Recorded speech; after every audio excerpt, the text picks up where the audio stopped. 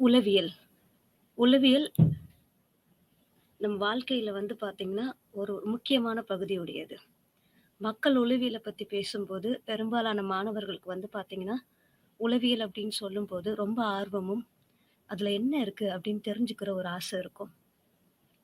உளவியல் அப்படின்னு சொல்லும்போது, ஒரு மனுஷன் எப்படி யோசிக்கிறான்? அவன் எப்படி சிந்திக்கிறான்?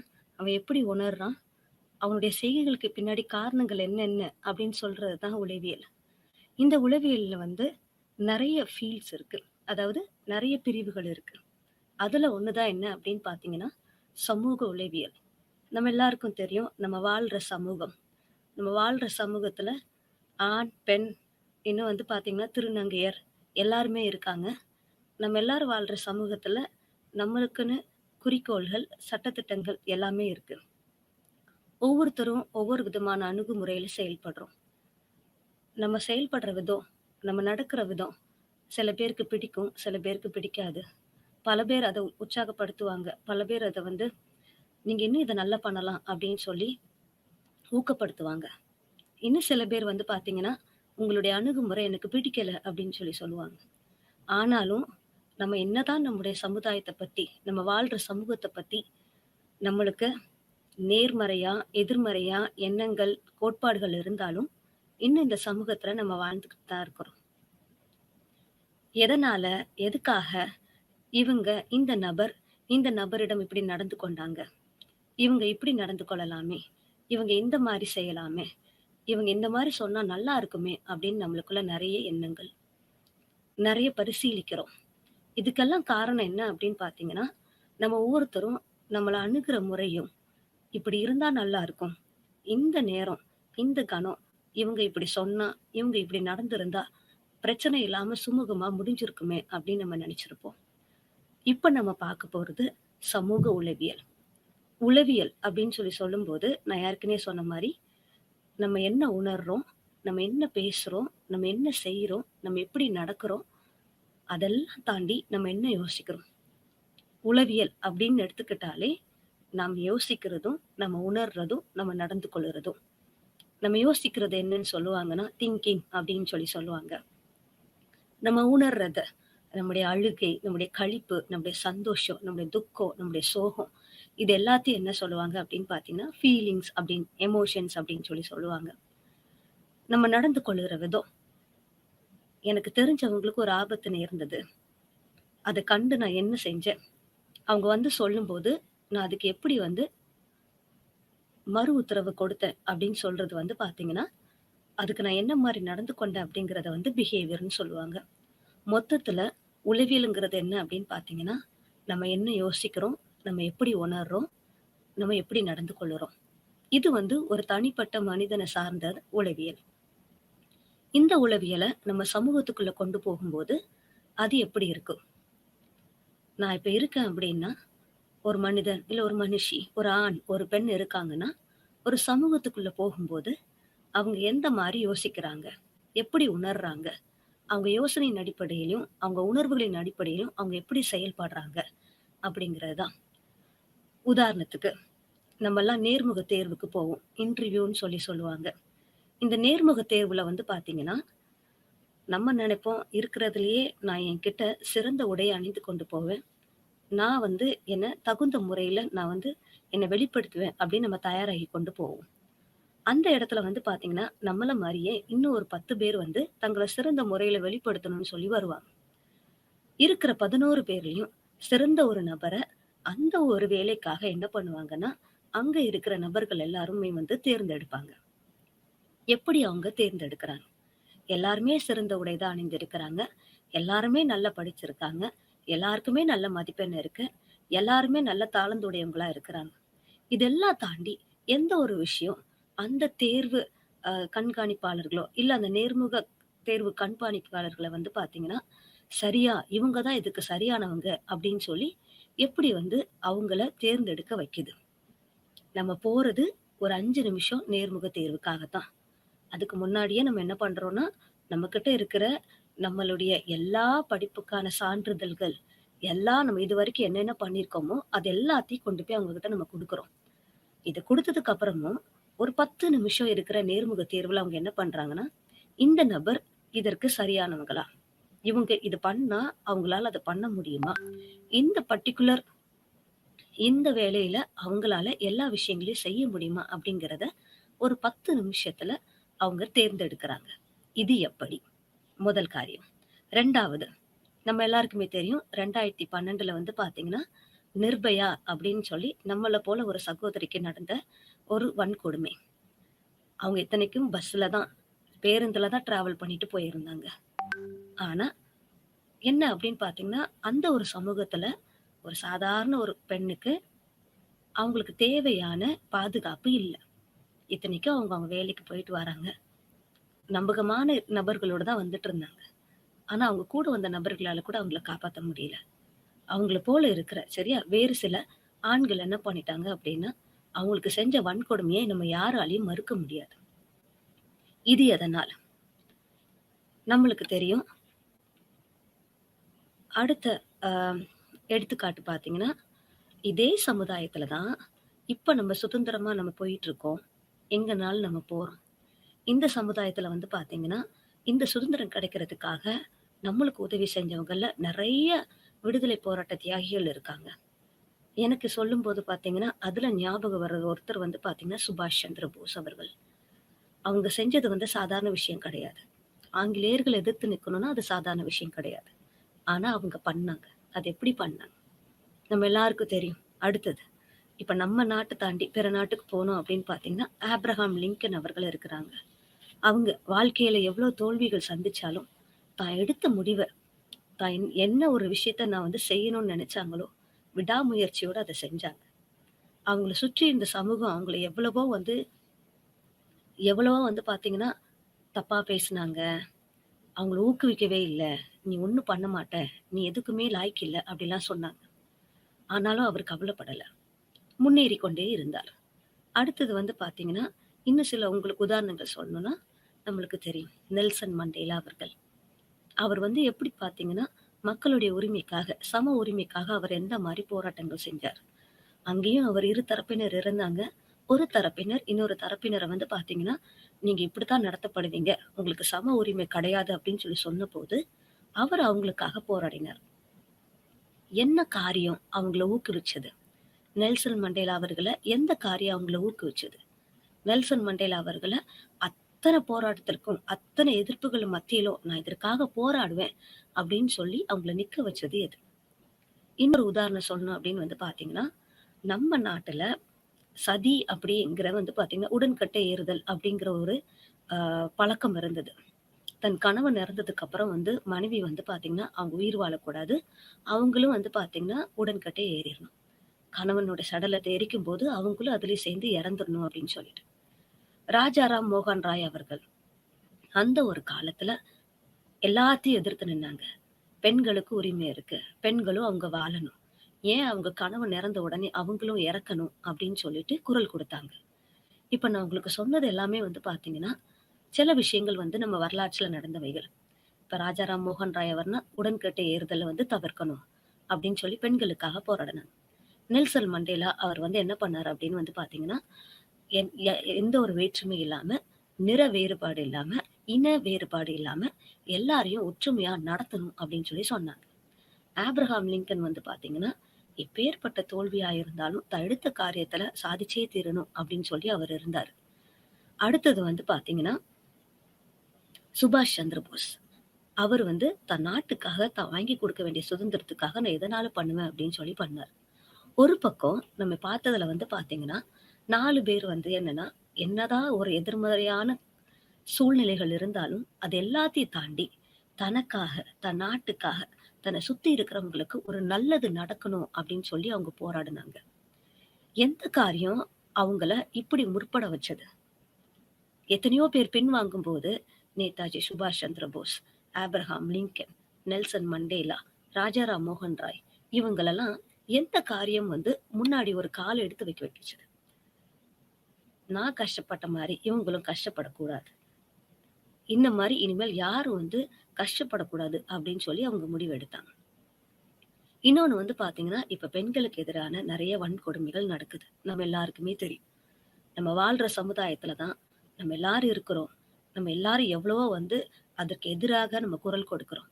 ஆனாலும் இன்னும் வன்கொடுமைகள் நடக்குது.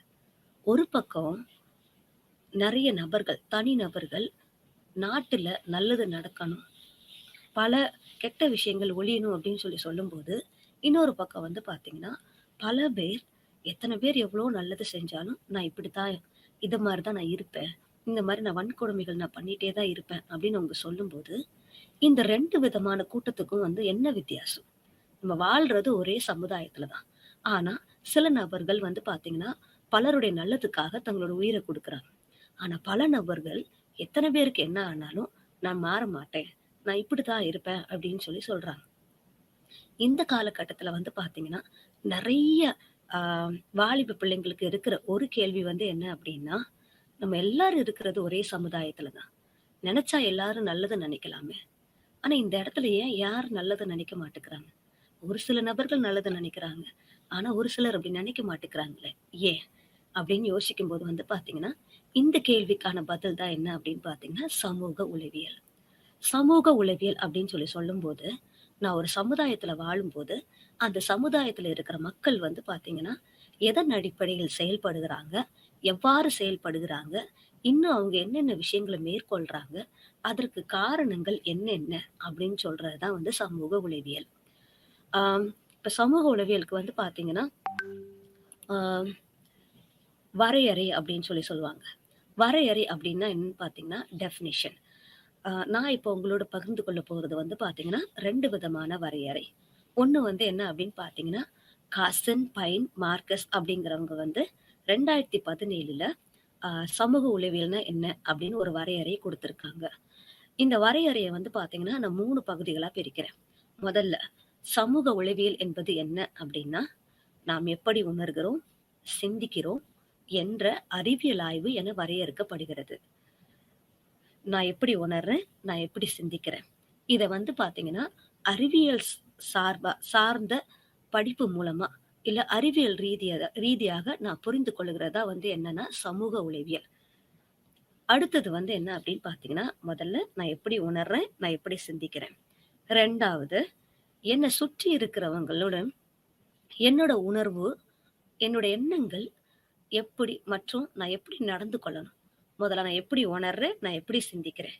2வது, என்ன சுத்தி இருக்கிறவங்க கூட இருக்கும்போது, நான் எப்படி உணர்றேன்? என்னுடைய எண்ணங்கள் எப்படி மாறுது? நான் எப்படி வந்து செயல்படுறேன்? நான் உங்களுக்கு முதல்லயே சொன்னேன். உளவியல் என்பது என்ன அப்படின்னா, நம்முடைய எண்ணங்களும், நம்முடைய உணர்வுகளும், நம்முடைய நடக்கைகளை பற்றி படிக்கிறது தான் அப்படின்னு சொல்லிட்டு. சமூக உளவியல் அப்படின்னு சொல்லும்போது, நான் எப்படி உணர்றேன்? நான் என்ன யோசிக்கிறேன்?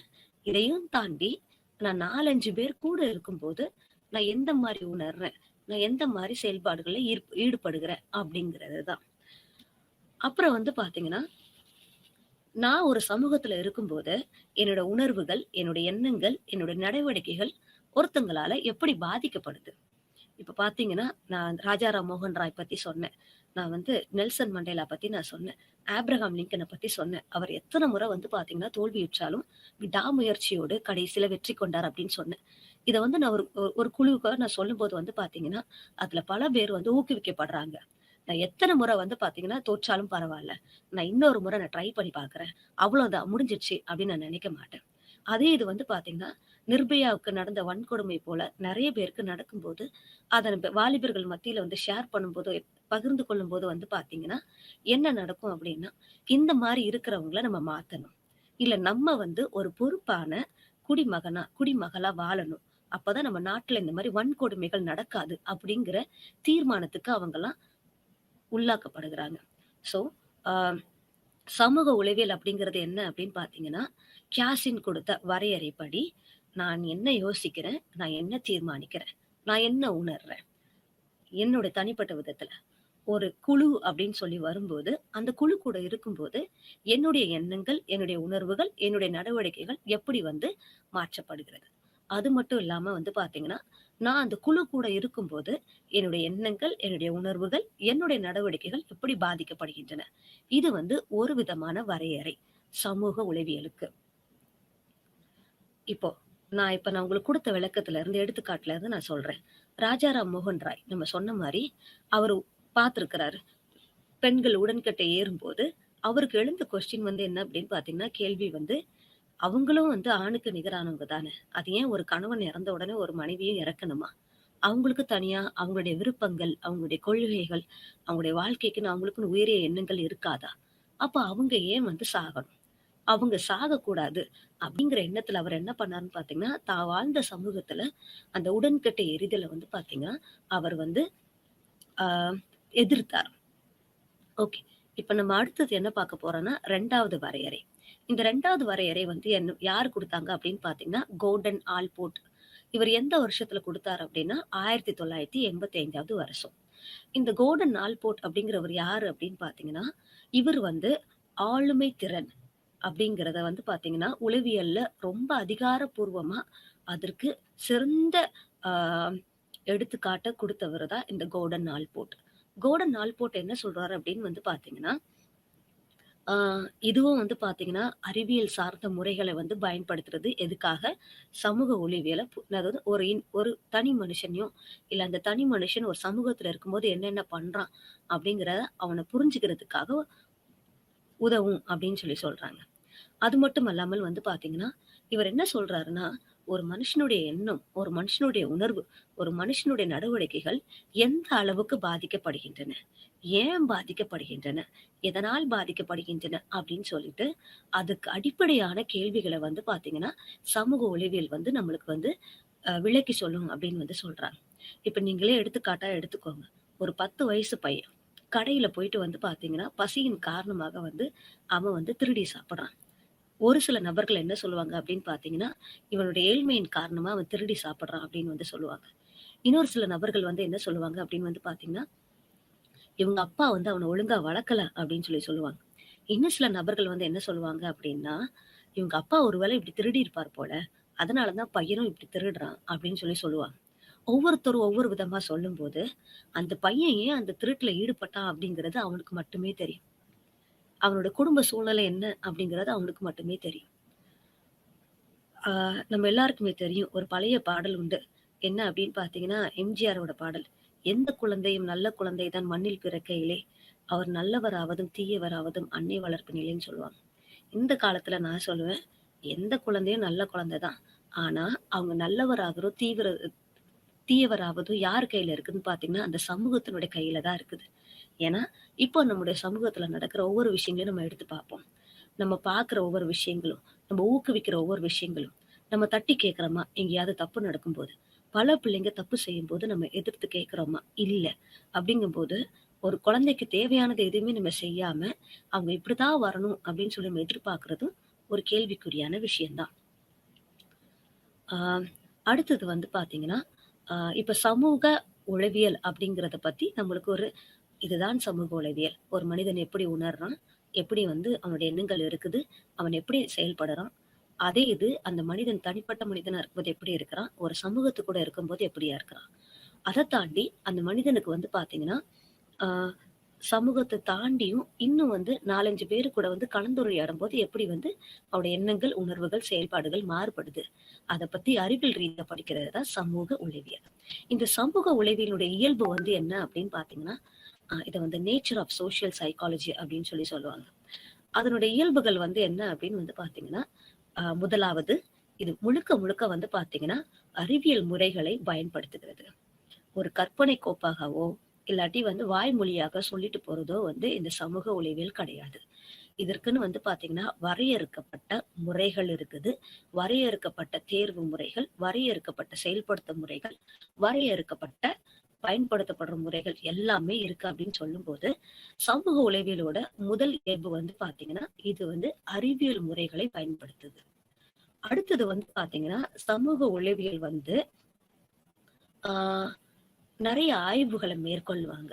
ஆய்வுகள எதன் அடிப்படையில் மேற்கொள்வாங்க அப்படின்னா, ஒரு தனி நபரோட நடத்தை எவ்வாறாக ஒரு சமூகத்துல இருக்கும்போது பாதிக்கப்படுது?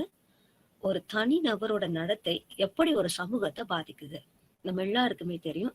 நிர்பயா அவங்களுக்கு அந்த வன்கொடுமை நடந்தபோது, அதுக்கப்புறம் வந்து பார்த்தீங்கன்னா, பெண்களுக்கெல்லாம் ஒரு பயம் வந்தது.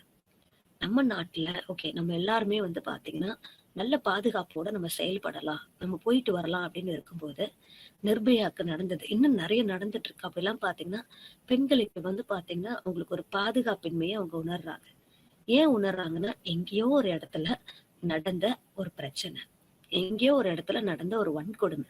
அது இன்ன வரைக்கும் வந்து பார்த்தீங்கன்னா, எல்லாருடைய பெண்கள் மனதிலயும் வந்து பார்த்தீங்கன்னா, ஒரு அச்சத்த குடுத்துருக்கு. இன்னும் நம்ம வந்து பார்த்தீங்கன்னா, நம்ம எல்லாருக்குமே தெரியும். இப்ப கொரோனா வந்தது. அதுல நெறைய பேருக்கு வாழ்வாதாரம் பாதிக்கப்பட்டபோது, இந்த ஒரு கொரோனாவால வந்து பார்த்தீங்கன்னா, எப்படி வந்து நெறைய பேரு தங்களுடைய சொத்துக்கள இழந்து, தங்களுடைய என்ன சொல்ல வேலை வாய்ப்புகள இழந்து, தங்களுடைய வாழ்வாதாரத்த இழந்து எவ்வளவு பாதிக்கப்பட்டாங்க.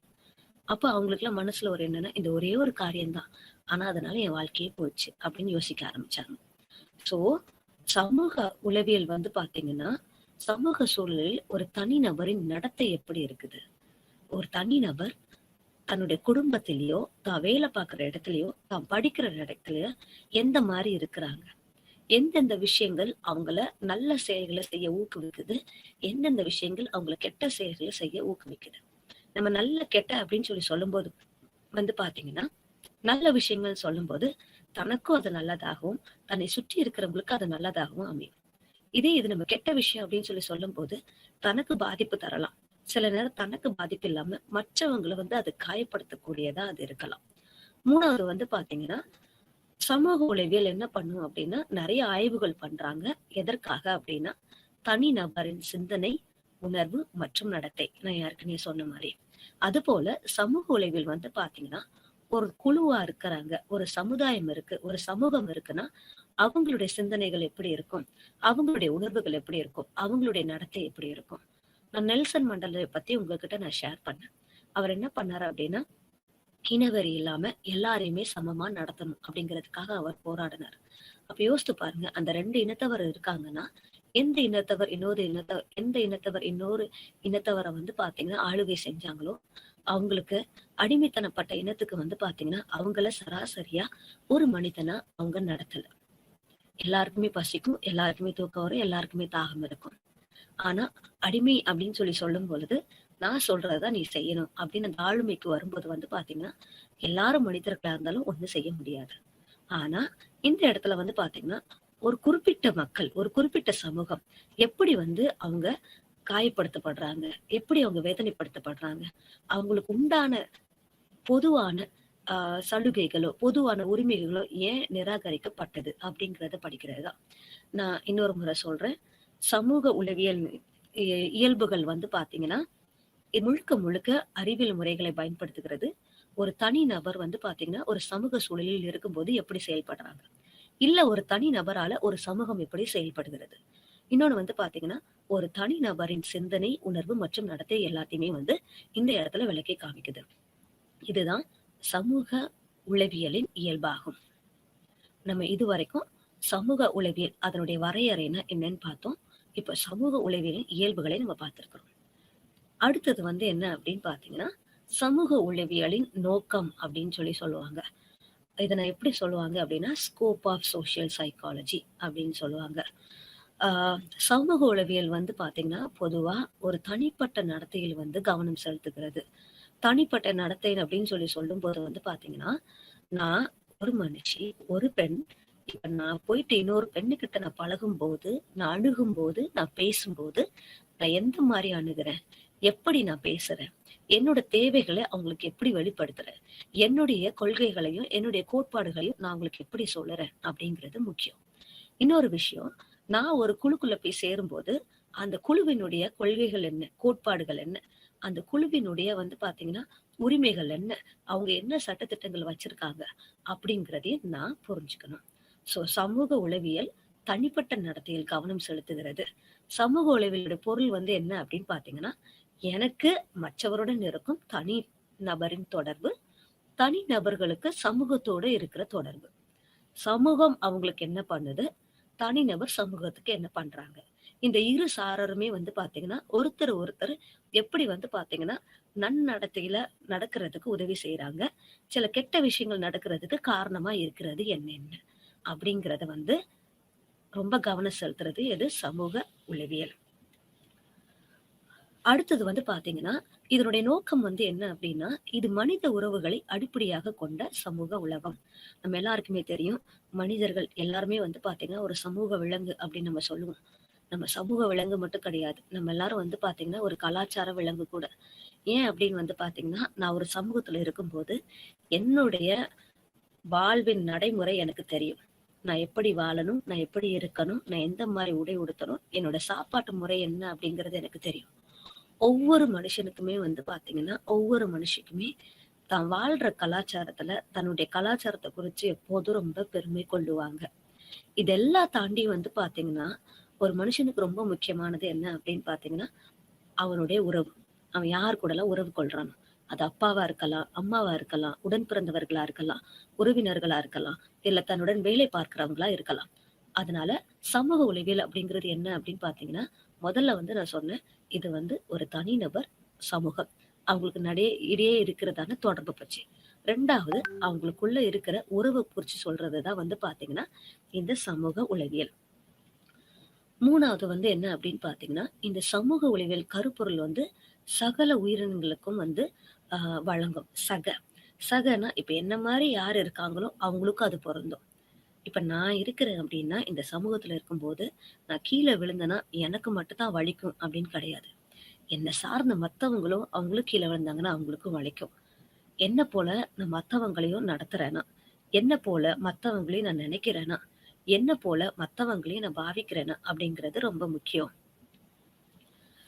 சமூக உளவியல் வந்து பார்த்தீங்கன்னா, ஆ பெரும்பாலாம எந்த விதத்துல காமிப்பாங்க அப்படின்னா, ஆ ஒரு கூட்டத்துல, ஒரு சமூகத்துல நம்ம இருக்கும்போது, ஆ இல்லாட்டி நம்மளுடைய சமூகத்துல, நம்முடைய மாவட்டத்துல, நம்ம தெருவுல, நம்ம நம்ம நம்மளுடைய குடும்பத்துல இருக்கும்போது, ஒரு முடிவு நம்ம எடுக்கிறோம் அப்படின்னா, நாளைக்கு இங்க நம்ம போகலாம். நாளைக்கு வந்து குடும்பமா சேர்ந்து கோயிலுக்கு போகலாம். நாளைக்கு குடும்பமா சேர்ந்து இந்த நல்ல விஷயம் பண்ணலாம் அப்படின்னு சொல்லிட்டு, ஒருத்தங்க ஒரு விஷயத்த எடுத்து சொல்லும்போது, அதன அந்த குட்டி குடும்பமான சமூகத்துல எத்தன பேர் ஏற்றுக்கொள்ளுறாங்க, எத்தன பேர் ஏற்றுக்கொள்ளல. என்னால இத ஏற்றுக்கொள்ள முடியும். ஏன்னா, இது ஒரு நல்ல காரியம். இதனால நம்மளுக்கு இத்தன விளைவுகள் இருக்கும். அதெல்லாம் சாதகமான விளைவுகள். என்னால இத ஏற்றுக்கொள்ள முடியாது. ஏன்னா, இது நடக்காது. இது நடந்தா, இதனால நம்மளுக்கு நடக்கக்கூடிய பாதகமான விளைவுகள் என்ன அப்படிங்கிறத வந்து பார்த்தீங்கன்னா, நம்மளால எடுத்து கூற நம்மளுக்கு உரிமை உண்டு. அது மட்டும் இல்லாம வந்து பார்த்தீங்கன்னா, நான் இத நடத்தலாம், இத நடத்தக்கூடாது அப்படின்னு சொல்லிட்டு, என்னுடைய கோட்பாடுகள, என்னுடைய எண்ணங்கள நான் சொல்லும்போது, அதனோடு கூட நான் என்ன பண்றேன் அப்படின்னா, என்னுடைய உணர்வுகளையும் நான் வந்து சொல்றேன். என்னுடைய உணர்வுகள சொல்லும்போது என்ன நடக்கும் அப்படின்னு பார்த்தீங்கன்னா, இயற்கையாவே இது சரியா? இது தப்பா? இது நல்லா வருமா? வராதா? இத நான் செய்யலாமா? செய்யக்கூடாதா? அப்படிங்கிற உடன்பாடுக்கு நான் வர்றேன். இப்போ ஒரு விஷயத்த நான் செய்யும்போது, நான் ஒரு சமூகத்துட்ட போய் சொல்றேன் அப்டின்னா, ஒரு குழுக்கிட்ட போய் நான் சொல்றேன். அவங்க வந்து அத ஏற்றுக்கொள்ளல. "இல்ல இது நடக்காது. இது சாதகம் ஆகாது" அப்டின்னு சொல்லும்போது, அது ஏன் நடக்காது? எதனால நடக்காது? அப்டிங்கிறத நான் அறிந்து கொள்ள முற்படுவேன். முற்பட்டு அத எப்படி சாத்தியமாக்கலாம்? இல்லாட்டி அந்த பர்ட்டிகுலர் அந்த குறிப்பிட்ட பிரச்சனைய நான் எப்படி சால்வ் பண்ணலாம்? அப்டிங்கிறதுக்கான செயல்பாடுல நான் ஈடுபடுவேன். இது வந்து பார்த்தீங்கன்னா, ரொம்ப முக்கியம். ஒரு குழுவுல நம்ம இருக்கும்போது, ஒரு விஷயம் சாத்தியமா? சாத்தியம் இல்லையா? எதற்காக சாத்தியம்? ஏன் சாத்தியம் இல்ல? அதுல இருக்கிற நல்லது என்ன? அதுல இருக்க கெட்டது என்ன? நான் இன்னும் என்ன பண்ண போறேன்? அப்படிங்கிறதுலாம் முக்கியம். ஆ இன்னும் சமூக உளவியல் வந்து பார்த்தீங்கன்னா, அ அதனுடைய அணுகுமுறைகள் வந்து என்ன அப்படின்னா, ஒரே ஒரு சாரர மட்டும் சார்ந்து இல்லாம, என்ன பண்ணும்னா, பல்வேறு கோணங்கள்ல பார்க்கக்கூடிய இயல்புடையதா இருக்குது. என்னலாம் அப்படின்னு பார்த்தீங்கன்னா, அணுகுமுறை. நான் ஒருத்தங்கள எப்படி அணுகணும்? அணுகுமுறை உருவாக்கம். நான் இப்படி ஒருத்தங்கள போய் நான் அணுகணும்னா, நான் எந்த மாரி பேசணும்? நான் எந்த மாரி வந்து அவங்க கிட்ட என்னுடைய கருத்துக்கள வெளிப்படுத்தணும்? இன்னும்னா, அந்த அணுகுமுறை பண்றதுக்கு முன்னாடி என்னென்ன விஷயங்கள நான் பண்ணணும்?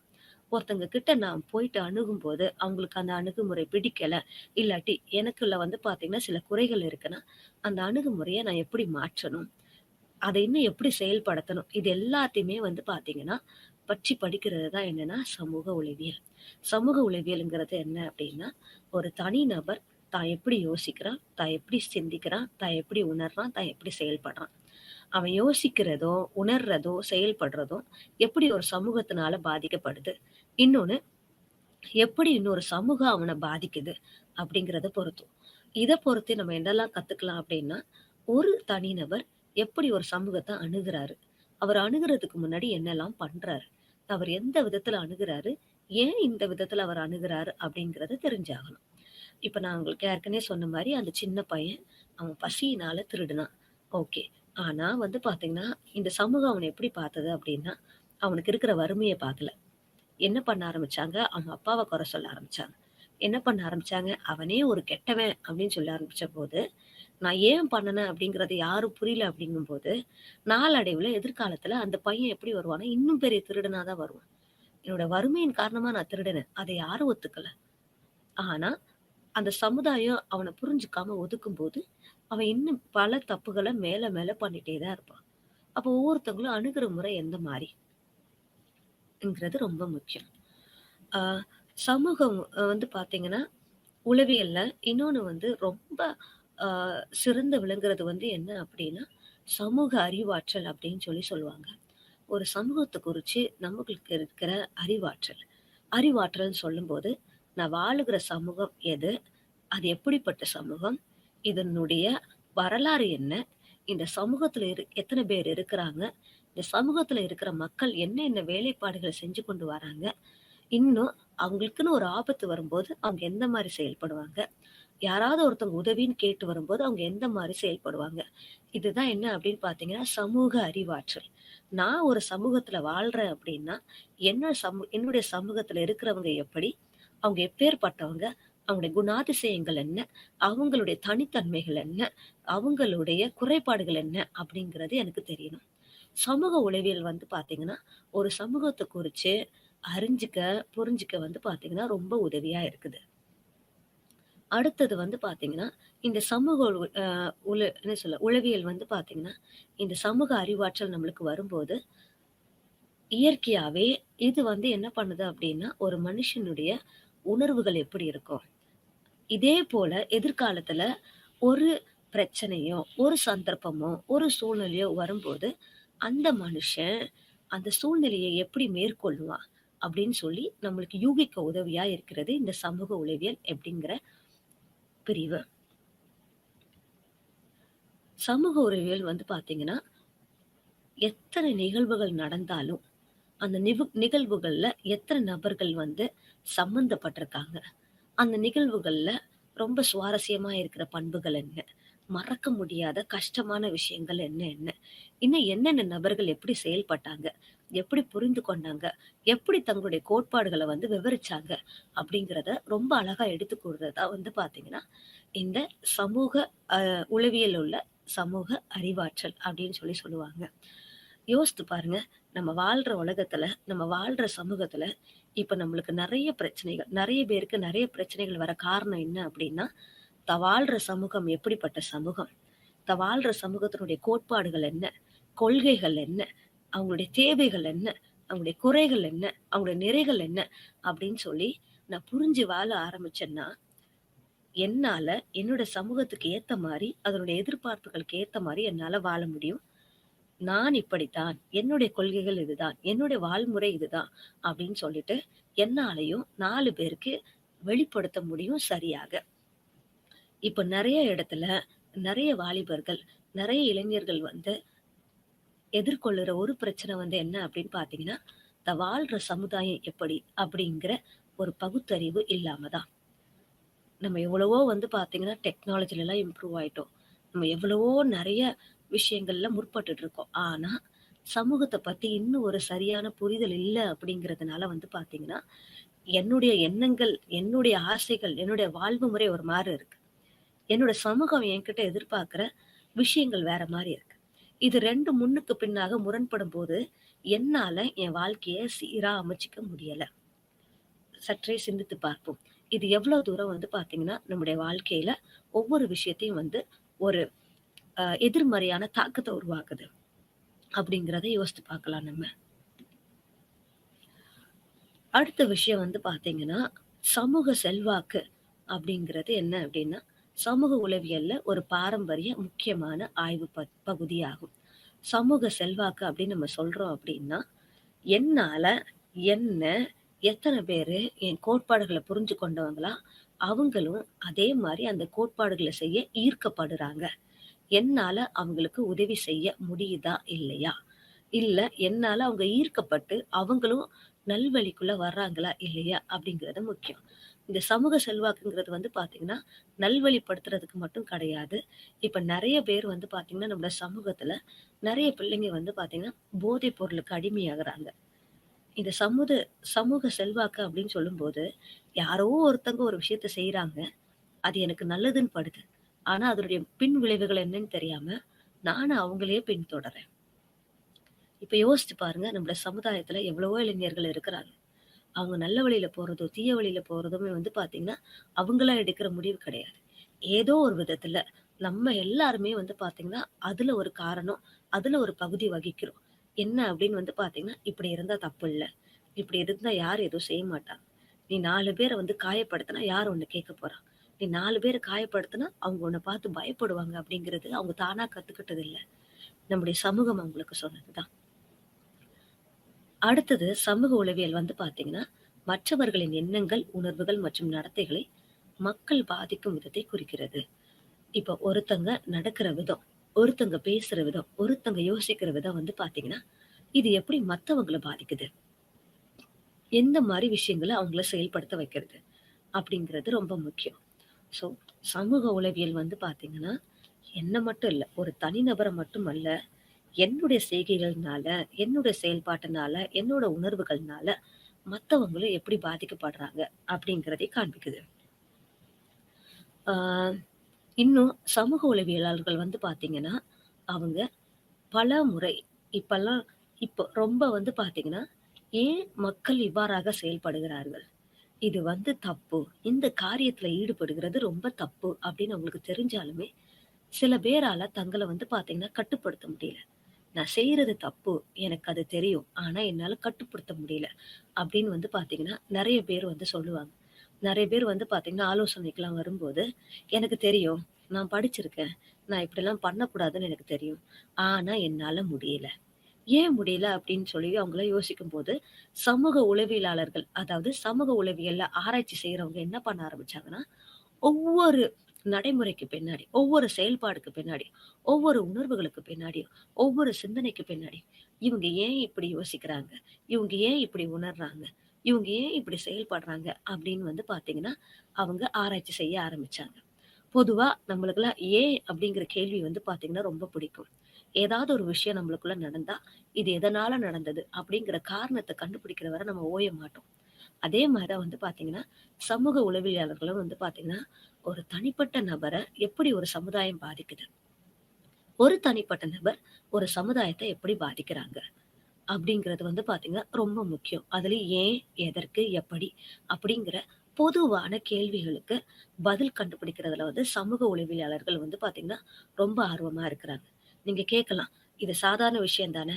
இந்த ஏன், எதற்கு, எப்படிங்கிறது கேட்டதுனால நம்மளுக்குள்ள என்ன நடக்க போகுது?" அப்படின்னு நம்ம கேட்கலாம்.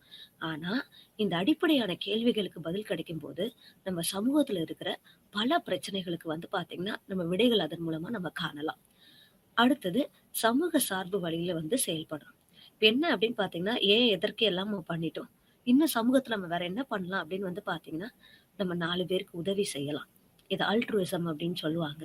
என்ன அப்படின்னு பார்த்தீங்கன்னா, என்னால் முடிந்தத நான் மத்தவங்களுக்கு உதவி செய்றேன். இன்னும் 4 பேருக்கு என்னென்ன தேவைகளோ அத நான் பூர்த்தி செய்யலாம். இன்னும் சில பேர் என்ன அப்படின்னு பார்த்தீங்கன்னா, இது வந்து பார்த்தீங்கன்னா, நேர்மறையா செயல்படுறது. எதிர்மறையா செயல்படுறவங்க வந்து பார்த்தீங்கன்னா, சமூக விரோத வழி அப்படின்னு சொல்லி சொல்லுவாங்க. அதுல என்னலாம் இருக்கும்னா, பகைமை. ஒரு இனத்த இன்னொரு இனத்த பிடிக்காம அந்த இனத்த அழிக்கிறதும், ஆக்கிரமிப்பு. ஒருத்தங்களுடைய நிலத்த இன்னொருத்தங்க ஆக்கிரமிக்கிறதும். இன்னொன்னு வந்து பார்த்தீங்கன்னா, மத்தவங்களுக்கு எதிரான ஒரு தப்பான எண்ணம் கொள்றது. இப்ப நம்மலாம் வந்து பார்த்தீங்கன்னா, அ அ முன்னாடிலாம் வந்து ஒரு கோட்பாடு உண்டு. என்ன அப்படின்னு வந்து பார்த்தீங்கன்னா, பொதுவாவே வந்து பார்த்தீங்கன்னா, ஆம் கருப்பு இனத்தவர்கள் அவங்கலாம் வந்து பார்த்தீங்கன்னா, தப்புனா அவங்க தான் செய்வாங்க. வெள்ளையர்கள்லாம் செய்ய மாட்டாங்க அப்படின்னு சொல்லி சொல்லுவாங்க. ஆனா எல்லாருமே மனுஷங்க தான். எல்லாருமே தப்பு செய்றது இயல்பு தான். ஆனா ஒரு நிறத்தின் அடிப்படையில வந்து பார்த்தீங்கன்னா, மக்கள வகையறுக்கிறதோ, மக்கள் மேல தப்பான எண்ணம் கொள்றது வந்து பார்த்தீங்கன்னா, ஒரு சமூக விரோதமான வழி அப்படின்னே நம்ம சொல்லலாம். ஓகே. ஆம் இன்னும் வந்து பார்த்தீங்கன்னா, சமூக உளவியலாளர்கள் வந்து ஒரு தனிநபர் கூட மட்டும் இல்லாம, நெறைய குழு சொல்லி பார்த்தீங்கன்னா, நெறைய குட்டி, குட்டி குழுக்களோட வந்து என்ன பண்ணியிருக்காங்க அப்டின்னா, நெறைய ஆராய்ச்சி பண்ணியிருக்காங்க. இது என்ன சொல்றாங்கன்னா, குழு இயக்கவியல் அப்டின்னு சொல்லுவாங்க. இந்த குழு இயக்கவியல் என்ன அப்டின்னு பண்ணுவாங்கன்னா, ஒரு குழுவோடைய அடிப்படை தன்மைய நம்ம உணர்ந்து கொள்ளலாம், புரிந்து கொள்ளலாம். ஒரு குழுன்னா, அதுல எத்தன நபர்கள் இருக்காங்க? அவங்க எதன் அடிப்படையில அவங்க குழு ஆனாங்க? அவங்க எவ்வளோ நாளா செயல்பட்டுட்டு வராங்க. இப்ப நம்ம எல்லாருக்குமே எடுத்துக்காட்டா சொல்லணும்னா, நம்ம வாழ்ற பகுதியில நம்ம எல்லாருக்குமே வந்து பார்த்தீங்கன்னா, ஒரு குழு அப்படின்னு சொல்லி வச்சிருப்போம். இந்த குறிப்பிட்ட நகரை சார்ந்த இவர்கள், இந்த குறிப்பிட்ட தெருவை சார்ந்த இவர்கள் அப்படின்னு சொல்லும்போது, அந்த குழுவோடைய எத்தன பேர் இருக்காங்க? அவங்களுடைய கொள்கைகள் என்ன? அவங்க எதன் அடிப்படையில் செயல்படுவாங்க?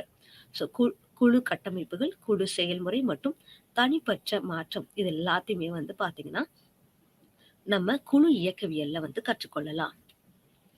ஆ இந்த குழு இயக்கவியல் வந்து என்ன பண்ணும் அப்படின்னு பார்த்தீங்கன்னா, இன்னும் நம்மள எதற்கெல்லாம் வந்து இது உதவி செய்யும் அப்படின்னா, குழு வளர்ச்சி, அதோடு மட்டும் இல்லாம பணி செயல்திறன். ஒரு குழு எப்படி வந்து வளர்ச்சியுறுது, அந்த குழுவோட வந்து பார்த்தீங்கன்னா, பணி எந்த அளவுக்கு சிறந்து விளங்குது அப்படிங்கிறதையும் அவங்க சொல்லுவாங்க. எனவே ஒரு சமூக உளவியலாளர் சமூக சூழலில் நாம் ஒவ்வொருவரும் செய்யும் என்ன அப்படின்னு பார்த்தீங்கன்னா, ஒவ்வொரு விஷயத்தையுமே வந்து பார்த்தீங்கன்னா, அவங்க படிக்கிறாங்க. இவங்க இந்த காரியத்துக்கு முற்படுறாங்கன்னா, எதனால முற்படுறாங்க? இவங்க இந்த காரியத்துல வந்து பார்த்தீங்கன்னா, பின்வாங்குறாங்கன்னா, எதனால பின்வாங்குறாங்க? அப்படின்னு சொல்லி அவங்க சொல்லுவாங்க. ஆ இதுவரைக்கும் நம்ம சமூக உளவியல், அதனுடைய வரையறை பார்த்திருக்கிறோம். சமூக உளவியலின் இயல்பு பார்த்திருக்கோம். அப்புறம் சமூக உளவியலின் நோக்கம் பார்த்திருக்கிறோம். நம்ம அடுத்தது வந்து என்ன அப்படின்னு பார்க்க போறோம் அப்படின்னு பார்த்தீங்கன்னா, சமூக உளவியலும், ஆ மற்ற பிற ஒழுங்குமுறைகள். அதாவது social psychology and other fields அப்படின்னு சொல்லுவாங்க. இப்ப social psychology and other fields அப்படின்னு சொல்லும்போது வந்து பார்த்தீங்கன்னா, சமூக உளவியல், மற்ற பிற ஒழுங்குமுறைகள் அப்படின்னு சொல்லும்போது, நம்ம ஒரு சமூகத்த பத்தி படிக்கிறோம். அந்த சமூகத்த உளவியல் ரீதியா படிக்கிறோம் அப்படின்னா, கண்டிப்பா நம்மளுக்கு பிற துறைகளுடைய உதவிகளும் நம்மளுக்கு தேவை. அவங்க இல்லாம நம்மளால வந்து பார்த்தீங்கன்னா, தன்னிச்சையா இல்ல சுயமா செயல்பட முடியாது. ஏன்னா நம்ம படிக்கிறது ஒரு சமூகத்தோட உளவியல பத்தி. ஆ ஒவ்வொரு விதத்திலயும் வந்து பார்த்தீங்கன்னா, ஆ நம்ம தனித்தும் செயல்படுவோம். பல இடங்கள்ல வந்து பார்த்தீங்கன்னா, மற்ற ஒழுங்குகளோட நம்ம இணைந்தும் செயல்படுவோம். சில பல விஷயங்கள்ல தன்னிச்சையாவும் இருக்கலாம். பல விஷயங்கள்ல வந்து நம்ம சேர்ந்தும் செயல்படலாம். ஆ முதல்ல வந்து பார்த்தீங்கன்னா, சமூக உளவியல் மற்றும் அ பிற சமூக அறிவியல் அ ஒழுக்கங்கள் அப்படின்னு சொல்லி பார்த்தோம் அப்படின்னா, இப்ப சமூக அறிவியல் ஒழுக்கங்கள் அப்படின்னு நம்ம சொல்றோம்னா வந்து பார்த்தீங்கன்னா, அதுல நம்ம எதெல்லாம் சொல்லலாம் அப்படின்னா, ஒண்ணு வந்து பார்த்தீங்கன்னா, மானுடவியல். மானுடவியல் அப்படின்னு நம்ம சொல்றோம்னா, அது வந்து என்ன பார்த்தீங்கன்னா, ஆந்த்ரோபாலஜி அப்படின்னு சொல்லுவாங்க. மானிடன பத்தி படிக்கிறது. அந்த காலத்துலருந்து இந்த காலத்து வரைக்கும். ஒரு மனுஷன் எப்படி வாழ்ந்து வந்தான்? அவனுடைய வாழ்க்கை முறை எப்படிலாம் மாறி வந்தது? இன்னும் அவனுடைய வாழ்க்கை முறையில அவன் என்னென்ன பிரச்சனைகள மேற்கொண்டான்? அத சரி செய்ய அவன் என்ன பண்ணுனான்? அப்படிங்கிறதெல்லாம் ரொம்ப முக்கியம். மானுடவியல், சமூக உளவியல் மற்றும் மானுடவியல். Social psychology and anthropology. மானுடவியல் மற்றும் சமூகத்துறை உளவியல் ஒன்றுக்கொன்று தொடர்புடையது. ஏன் அப்படின்னு பார்த்தீங்கன்னா, அ ஒரு மனுஷன் ஒரு மனுஷன், 10 மனுஷன் சேர்ந்து தான் ஒரு சமூகம். அப்போ ஒரு சமூகத்த பத்தி நம்ம தெரிஞ்சுக்கணும் அப்படின்னா, முதல்ல ஒரு மானிடன பத்தி தெரிஞ்சுக்கணும். அந்த மானிடன பத்தி சரிங்களா? அவனுடைய ஆதி முதல் அந்தம் வரை நம்ம தெரிஞ்சுக்கணும் அப்படின்னா, அதுக்கு நம்மளுக்கு பெரிதும் உதவியா இருக்கிறது எது அப்படின்னு வந்து பார்த்தீங்கன்னா, இந்த மானுடவியல் அப்படிங்கிற ஒழுங்கு.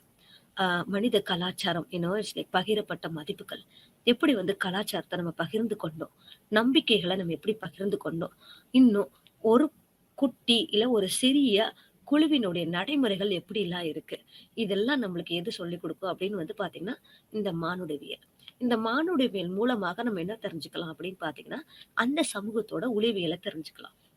ஏன்னா மானுடவியல் என்ன பண்ணுது அப்படின்னா, இந்த சமூகத்த சார்ந்தவங்க இப்படி இருக்கிறாங்க. இவங்க இந்த விஷயங்கள பண்றாங்க. இவங்க இதெல்லாம் கேட்கறாங்க. இதெல்லாம் தாண்டி இவங்க இன்னும் என்னென்ன விஷயத்துலலாம் வந்து பார்த்தீங்கன்னா, ஈடுபடுறாங்க அப்படிங்கிறத சொல்றது தான் வந்து இந்த மானுடவியல். அப்படி அவங்க ஈடுபடுறாங்கன்னா, எதனால ஈடுபடுறாங்க? எந்த காரணத்தினால அவங்க ஈடுபடுறாங்க? அப்படின்னு எல்லாம் தெரிய வர்றது வந்து பார்த்தீங்கன்னா, சமூக உளவியல். ஆ இப்போ அவங்க அந்த பர்ட்டிகுலர் ஆ அந்த குறிப்பிட்ட குழு அவங்க ஷேர் பண்ற மதிப்புகள், நம்பிக்கைகள், நடைமுறைகள் வந்து பார்த்தீங்கன்னா, அவங்களோட நின்றது இல்ல. அது ஒரு தலைமுறையிலிருந்து இன்னொரு தலைமுறைக்கு போறது. மனிதர்கள் சமூக விலங்குகள் மட்டுமல்ல. நான் உங்களுக்கு ஏற்கனவே சொன்ன மாரி. அவர்களும் கலாச்சார விலங்குகளும் கூட. ஏன்னா, நம்ம இருக்கிறது வந்து ஒரு சமுதாயத்துல மட்டும் இல்ல. அந்த சமுதாயத்துக்குன்னு ஒரு கலாச்சாரம் இருக்கு. நான் இப்படித்தான் வாழுவேன். நான் இப்படித்தான் செயல்படுவேன். நான் இந்த காரியங்கள்ல நான் இப்படியெல்லாம் ஈடுபடுவேன் அப்படின்னு சொல்றது தான். ஸோ அந்த நடத்தை நிகழும் கலாச்சார சூழலை புரிந்து கொள்வது தான் சமூக உளவியல் அப்படின்னு சொல்லுவாங்க. அடுத்தது வந்து பார்த்தீங்கன்னா, சமூக உளவியல் மற்றும் பொருளாதாரம். பொருளாதாரம் நம்ம எல்லாருக்குமே தெரியும். பொருளாதார துறையானது வந்து பார்த்தீங்கன்னா, உற்பத்தியின் போக்குகளை கையாளுகிறது. நம்ம எல்லாருக்கும் தெரியும். ஒரு பர்ட்டிகுலர் இல்ல ஒரு குறிப்பிட்ட சாதனத்தையோ, ஒரு குறிப்பிட்ட பொருளையோ நம்ம எவ்வளோ தூரம் உற்பத்தி செஞ்சா, அந்த சமூகத்துக்குடைய தேவைய நம்ம நிவர்த்தி செய்யலாம் அப்படிங்கிற அடிப்படையில, ஒரு குறிப்பிட்ட சமுதாயத்தின் பொருட்கள் மற்றும் சேவைகளின் விநியோகம் மற்றும் நுகர்வு. இந்த குறிப்பிட்ட மக்களுக்கு இடத்தில் உள்ள மக்களுக்கு இவ்வளவு தேவை இருக்கிறது. அரிசி இவ்வளவு தேவை, பருப்பு இவ்வளவு தேவை. அவங்களுக்கு இவ்வளோ சாதனங்கள் தேவையா இருக்குங்கிறத, அவங்க எப்படி நிர்ணயம் பண்ணுவாங்கன்னா, அந்த தேவைக்கு ஏத்த மாரி தான் அவங்க என்ன பண்ணுவாங்கன்னா, அவங்க உருவாக்குவாங்க. ஆ இது வந்து பார்த்தீங்கன்னா, சமூக உளவியலாளர்களின் ஆர்வத்தை திசை திருப்புது. எந்த மாரி திசை திருப்புது அப்படின்னு வந்து பார்த்தீங்கன்னா, சில சமூக உளவியல் கோட்பாடுகள், பொருளாதார கோட்பாடுகளை அடிப்படையாகக் கொண்டது. சில உளவியல் கோட்பாடுகள்லாம் வந்து பார்த்தீங்கன்னா, பொருளாதார கோட்பாடுகள். அதாவது இன்னும் தெளிவா சொல்லணும்னா, சில சைக்காலஜிக்கல் ரூல்ஸ் வந்து பார்த்தீங்கன்னா, எக்கனாமிக் லாஸையோ பேஸ் பண்ணி இருக்கிறது அப்படின்னு சொல்லுவாங்க. இதுக்கு உதாரணம் சொல்லணும் அப்படின்னு வந்து பார்த்தீங்கன்னா, சமூக பரிமாற்ற கோட்பாடு என்ன பார்த்தீங்கன்னா, முன்னறிக்க செலவுகள். என்னென்ன செலவுகள்லாம் இருக்கு? இந்த சமுதாயத்துல இருக்கிறோம் அப்படின்னா, ஒரு கல்யாணம் பண்ணா, அவங்க எந்தெந்த மாரி சீர்வரிசைலாம் கொடுப்பாங்க? என்னென்ன மாரி அவங்களோட கல்யாண செலவுகள்லாம் பண்ணுவாங்க? வெகுமதிகள் எவ்வளோ தூரம் வாங்குவாங்க? அப்படிங்கிறது ரொம்ப முக்கியம். உண்மையிலே வந்து பார்த்தீங்கன்னா, ஆ சில சமூக உளவியல் கோட்பாடுகள், பொருளாதார கோட்பாடுகளை அடிப்படையாகக் கொண்டது. இதற்கு எடுத்துக்காட்டு நம்ம ஏற்கனவே பார்த்திருக்கிறோம். நம்ம பண்ற செலவுகளா இருக்கட்டும், எதுவா இருக்கட்டும், எல்லாம் எதன் அடிப்படையில் நடக்கிறது. இன்னொன்னு வந்து பார்த்தீங்கன்னா, முதலீடுகள் மற்றும் கிடைக்கக்கூடிய மாற்றுக்களின் எண்ணிக்கை. நான் ஒரு விஷயத்துல வந்து ஒரு தொழில்ல வந்து நான் முதலீடு பண்றேன்னா, இந்த தொழில்ல தான் நான் முதலீடு பண்ணுவேன் அப்படிங்கிற நான் இந்த எண்ணத்துக்கு வர காரணம் எப்படின்னு பார்த்தீங்கன்னா, அந்த சமூகத்துல அந்த தொழிலு இல்லாட்டி அந்த பொருளினுடைய தேவை அதிகமாக இருக்கலாம். அதனால வந்து நான் பண்ணுவேன் அப்படின்னு. பொருளாதாரமும் நம் கவனத்தை ஈர்க்கிறது. பெரிய சமூக அமைப்புகள் வந்து பார்த்தீங்கன்னா, நெறைய தொழில் சந்தைலாம் இருக்கிறவங்கலாம் வந்து பார்த்தீங்கன்னா, அவங்க ஒவ்வொரு வடிவமைப்பை கொண்டு வந்ததுக்கு காரணம் எப்படின்னா, ஒவ்வொருத்தருடைய தேவைகளை பொறுத்து. இந்த மாரி மக்கள் விரும்புறாங்க, அவங்க இந்த மாரி செயல்படுறாங்க. நம்ம அவங்களுக்கு இந்த மாரி பண்ணணும் அப்படின்னு சொல்லிட்டு. ஆ திரும்ப வந்து பார்த்தீங்கன்னா, அவங்களோட தேவைகள் எல்லாம் பண்ணிட்டு, அவங்க தேவைகள் பூர்த்தியாகும்போது அவங்க எந்த மாரி நடக்குறாங்க. பொருளாதாரத்திலிருந்து அந்த சமூகத்த பத்தி புரிந்து கொள்ளலாம். அந்த சமூகத்துல இருந்து வந்து பார்த்தீங்கன்னா, அந்த சமூகத்தினுடைய உளவியல் என்ன அப்படிங்கிறத நம்ம புரிஞ்சு கொள்ளலாம். அடுத்தது சமூக உளவியல் மற்றும் அரசியல் அறிவியல். Social psychology and political science அப்படின்னு சொல்லுவாங்க. ஆ அரசியல் அறிவியல் அப்படிங்கிறது வந்து என்ன அப்படின்னு பார்த்தீங்கன்னா, ஒரு சமுதாயத்துல நம்ம இருக்கும்போது, ஆ அந்த சமுதாயத்தினுடைய தேவைகள் என்ன? அந்த தேவைகளுக்கு ஏத்த மாரி மக்கள்களுக்கு என்ன சலுகைகள் குடுக்கலாம்? என்ன வந்து பார்த்தீங்கன்னா, நற்செயல்கள் பண்ணலாம்? இன்னும் அவங்களுக்கு தேவையானது என்ன? அப்படிங்கிறத பண்ணி குடுக்குறது தான் அரசியல் அறிவியல். இப்போ ஒரு தலைவர் இருக்காங்கன்னா, அந்த தலைவர் அந்த சமுதாயத்துக்கு என்னென்ன தேவைகள்? அந்த தேவைகள நான் எப்படி பூர்த்தி செய்யலாம்? அதற்கு என்னென்ன வழிமுறைகள்? பூர்த்தி செய்யறதுக்கான சில சட்ட திட்டங்கள உருவாக்குறது தான் வந்து பார்த்தீங்கன்னா, அரசியல் அறிவியல். சமூக உளவியலாளர்கள் அரசியல் நடத்தை பற்றி ஆய்வுகள் மேற்கொண்டுள்ளனர். நெறைய அரசியல் நடத்தைகள வந்து பார்த்தீங்கன்னா, சமூக அறிவியலாளர்கள், சமூக உளவியலாளர்கள் இன்னும் படித்துக் கொண்டு இருக்காங்க. அவர்கள் ஆ எது மூலமா வந்து படிக்கிறாங்க அப்படின்னு பார்த்தீங்கன்னா, ஒரு கட்சி இருந்ததுன்னா, அந்த கட்சியின் வாக்களிப்பு, கட்சி அடையாளம், தளராத அதே மாரி தங்களுடைய உயரிய எண்ணங்கள், கொள்கைகள இன்னும் நடத்திக் கொண்டு இருக்கிறவங்க, எந்த பிரச்சனைகள் வந்தாலும் தங்களுடைய பிரச்சனைகள்லருந்து பின்வாங்காம இருக்கிறவங்க, சரிங்களா? இது எல்லாத்துலயுமே வந்து சிறந்து செயல்படுவாங்க. இதனால தான் வந்து பார்த்தீங்கன்னா, சிலர் அரசியல் அறிவியல்ல சிறந்து விளந்த காரணம் என்ன அப்டின்னா, ஒரு சமூகத்த குறிச்சு ஒரு சிறந்த புரிதலும், அவங்களோட தேவைகள் என்ன அப்டிங்கிறது தெளிவா படிக்கிறதுனால தான் வந்து பார்த்தீங்கன்னா, இதெல்லாம் நடக்குது. நான் உங்களுக்கு ஏற்கனவே சொன்ன மாரி, பொருளாதாரம் மற்றும் சமூக உளவியல்னு சொல்லும்போது, நம்மளுக்கெல்லாம் வந்து பார்த்தீங்கன்னா, ஆண்டு அறிக்கை குடுப்பாங்க. அதே மாரி பட்ஜெட்லாம் இருக்கும். அதுலலாம் வந்து பார்த்தீங்கன்னா, எதன் அடிப்படையில வந்து புதிய புதிய கொள்கைகள், புதிய புதிய நடைமுறை ஸ்கீம்ஸ்லாம் கொண்டு வராங்க அப்படின்னு வந்து பார்த்தீங்கன்னா, மக்களுடைய பிரதான தேவை இப்பொழுது என்ன?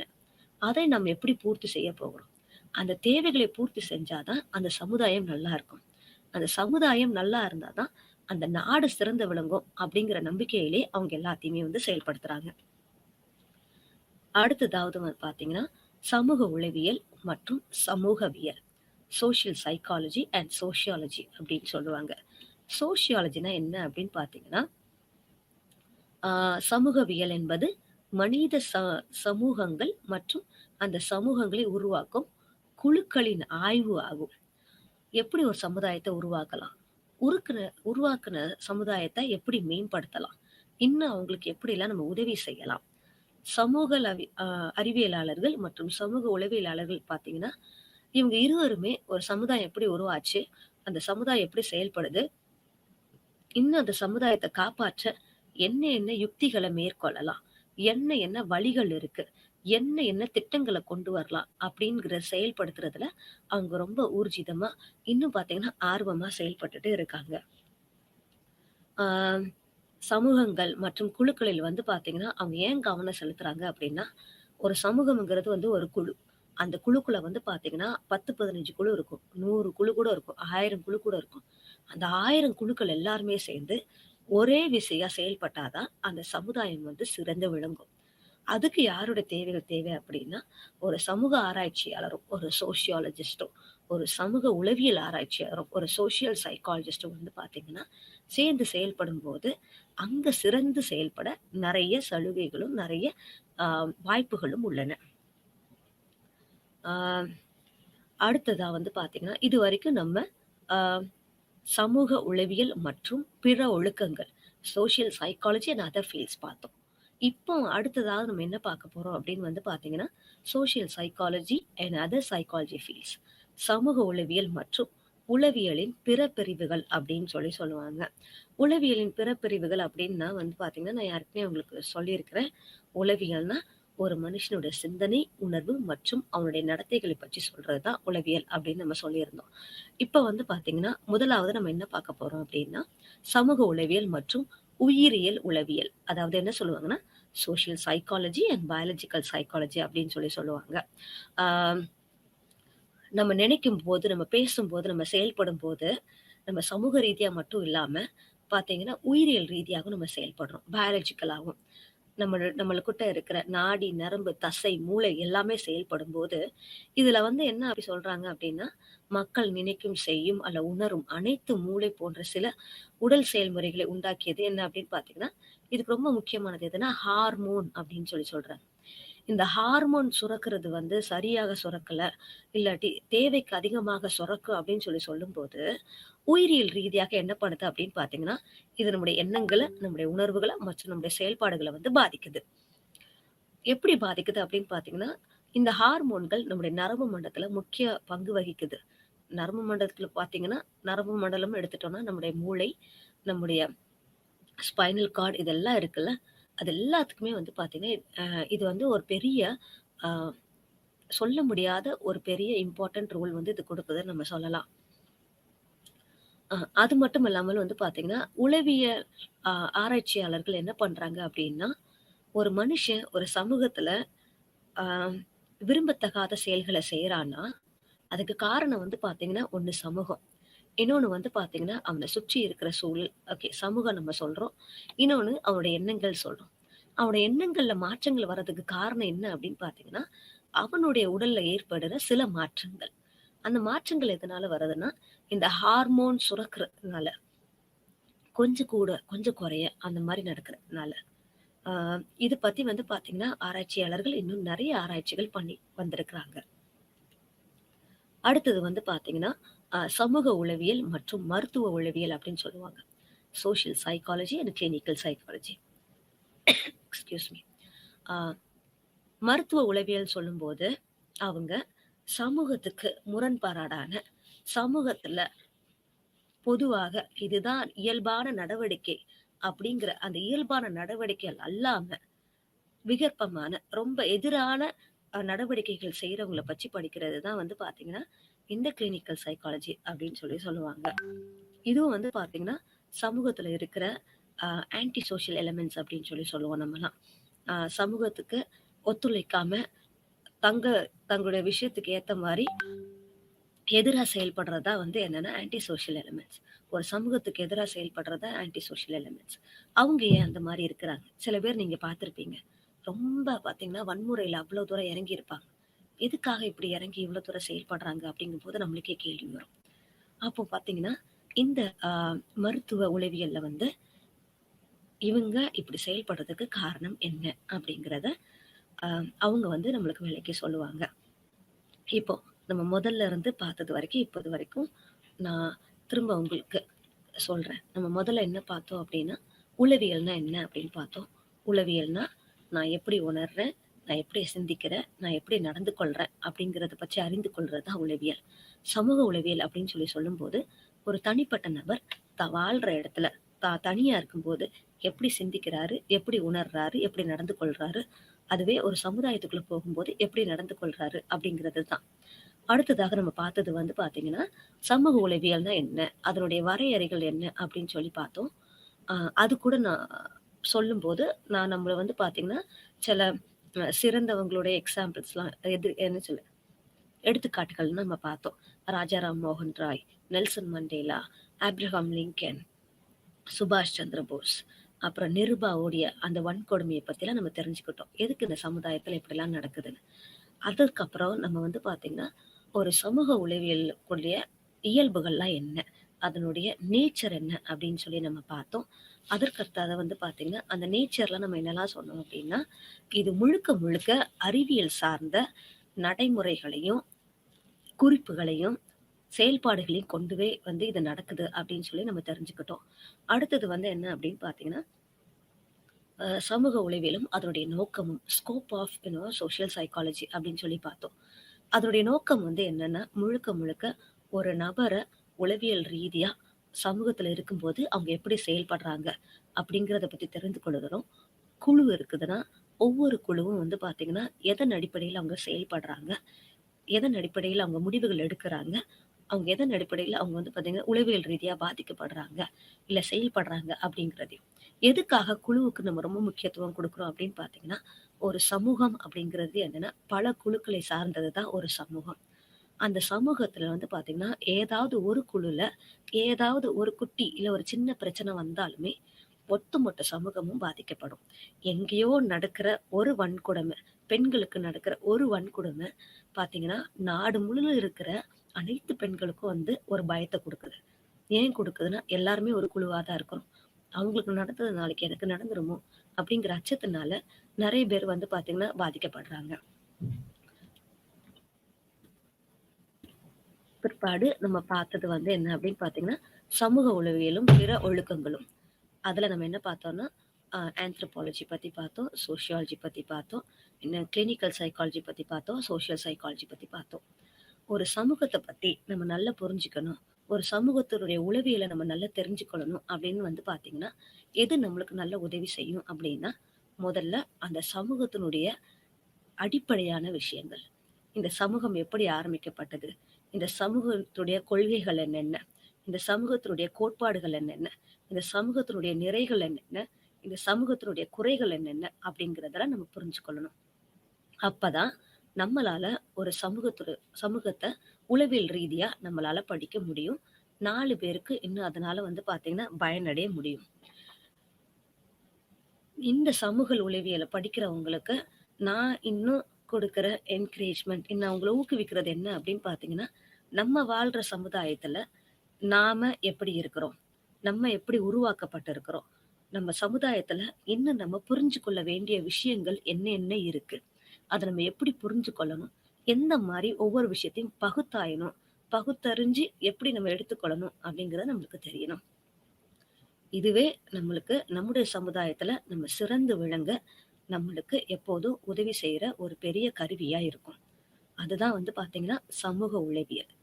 உளவியல் நம்மளுக்கு மட்டும் இல்ல, நம்ம சமுதாயத்துல இருக்கிற ஒவ்வொருத்தவங்களுக்கும் வந்து பார்த்தீங்கன்னா, ஒரு பயனுள்ள கருவியா செயல்படும்.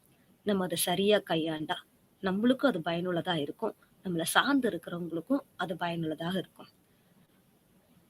ஒருங்கிணைந்து செயல்படும்போது, இந்த உளவியல் நம்மளுக்கு கிடைச்ச ஒரு வரமாவும், ஒரு அற்புதமாவும் இருக்கும். 4 பேர நம்மளும் ஹெல்ப் பண்ண முடியும்.